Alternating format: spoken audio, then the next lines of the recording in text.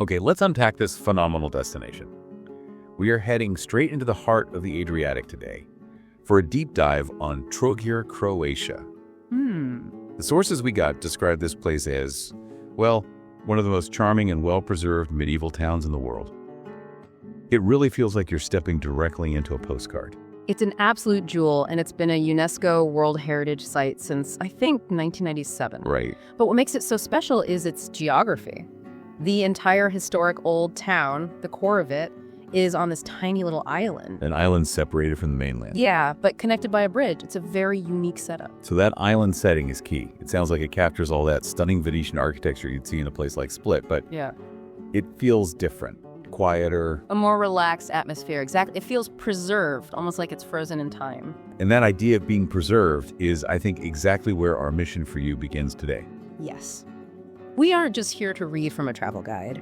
We really need to explore the deep layers of history.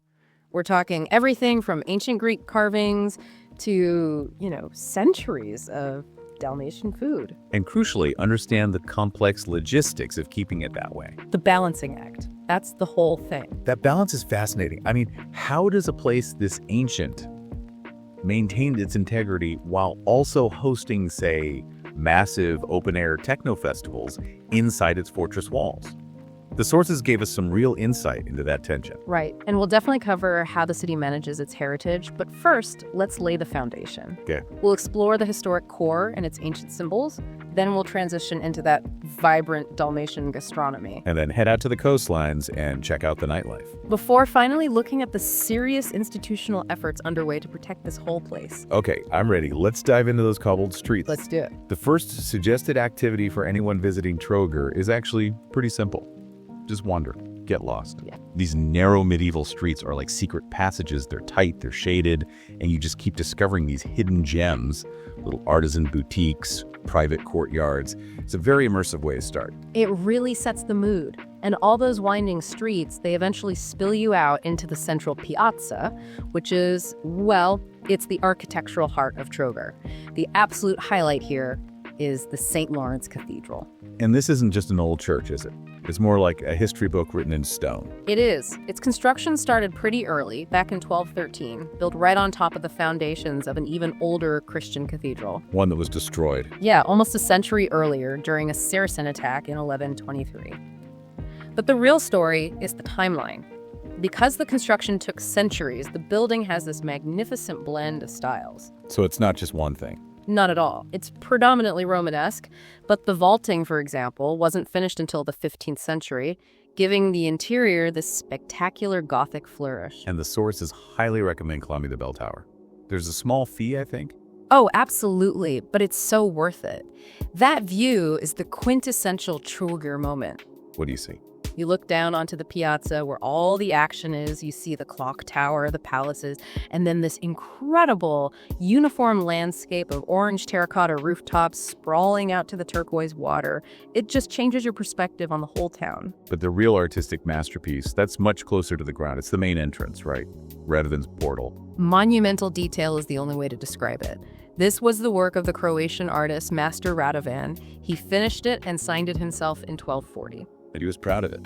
Very. The inscription on the base basically declares him the best of all in this artisanship. No modesty there. So what are we looking at? What are the themes in the carving? It's primarily religious. You have scenes from the Gospels, the Nativity in particular dominating the central part. But what's often highlighted is the incredibly powerful humanism in the carving. Humanism. How so? If you look at the figures of Adam and Eve, they're placed outside the portal, almost resting on the backs of two carved lions. The scale, the realism.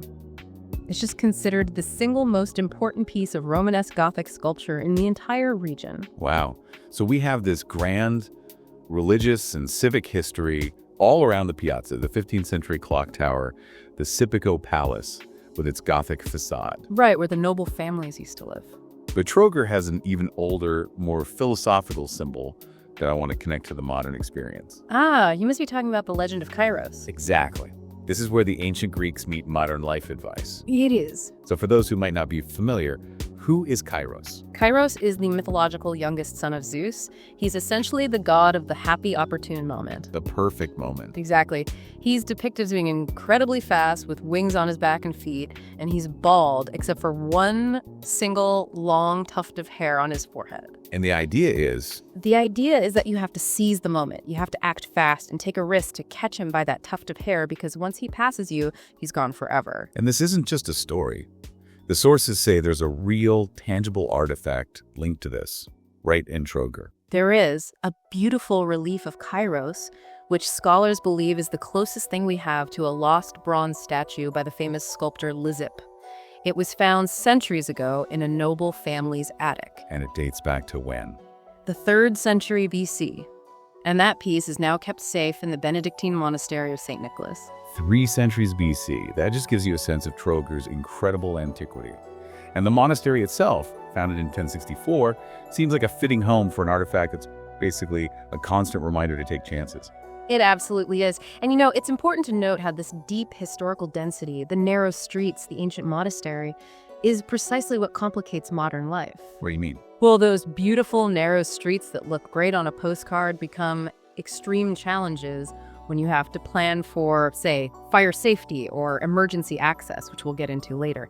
The history and the logistics are always intertwined. That's a great point. And it's a smooth transition, actually, because the ancient Greeks told us to seize the happy moment. And I think Trogir quickly realized that a happy moment often involves good food. Always. So, speaking of that Dalmatian spirit, let's talk cuisine.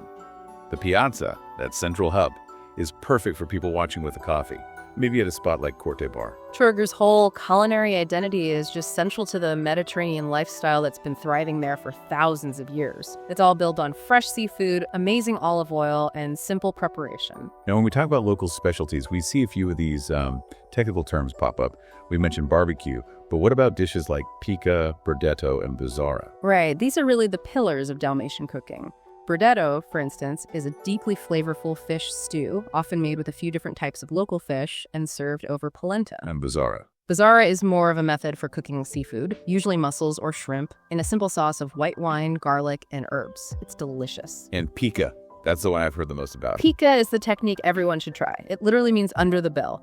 The food, it could be veal, lamb, octopus, is put in a metal tray covered with a heavy, bell-shaped lid, and then it's slow-cooked for hours under hot embers. Wow, so it traps all the flavor? All the moisture, all the flavor. The result is just incredibly tender, aromatic meat. And you find everything from this very traditional fare to fine dining options, right? Like El Ponte, which has a Michelin recommendation. And Galton Millau, Three Tokes, yeah.